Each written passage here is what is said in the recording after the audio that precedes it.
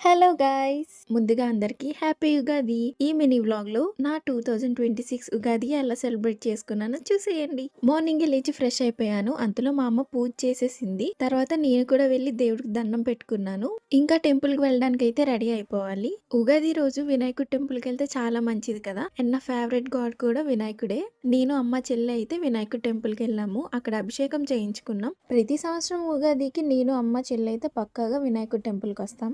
పూజంతా అయిపోయాక ఇంకా ఇంటికొచ్చేసాం. ఇప్పుడైతే ఉగాది పచ్చడి చేయాలి. ఈ సంవత్సరం అయితే ఉగాది పచ్చడి నేనే చేశాను. ఇంకా పచ్చడికి కావాల్సిన పదార్థాలన్నీ తెచ్చేసుకుందామా? వేప పువ్వు, మామిడికాయలు, కొత్త చింతపండు, బెల్లం, ఉప్పు, మిరియాల పొడి. ప్రతి సంవత్సరం ఉగాది పచ్చడిలో చిల్లీ పౌడరే వేసేవాళ్ళం. బట్ ఈసారి మిరియాల పొడి ఎందుకు వేసాను అంటే మన పాత పద్ధతి ప్రకారం ఉగాది పచ్చడిలో మిరియాలే వేయాలంట. ఆ విషయాన్ని నేను ఈ సంవత్సరమే తెలుసుకున్నాను. ఫస్ట్ టైం మిరియాల పొడి వేసి పచ్చడి చేశాను కదా!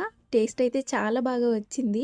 అవును. ఇంతకీ మీరు ఉగాది పచ్చడిలో కారం వేస్తారా? మిరియాల పొడి వేస్తారా? కామెంట్ చేసేయండి. ఇంకా ఉగాది పచ్చడి చేయడం అయిపోయాక ఇంట్లో అందరం దాన్ని తిన్నాం. ఇంకా పండగ కోసం తెచ్చిన స్వీట్స్‌ని కూడా బాగా ఎంజాయ్ చేసాం. మళ్ళీ నెక్స్ట్ వీడియోలో కలుద్దాం. బాయ్.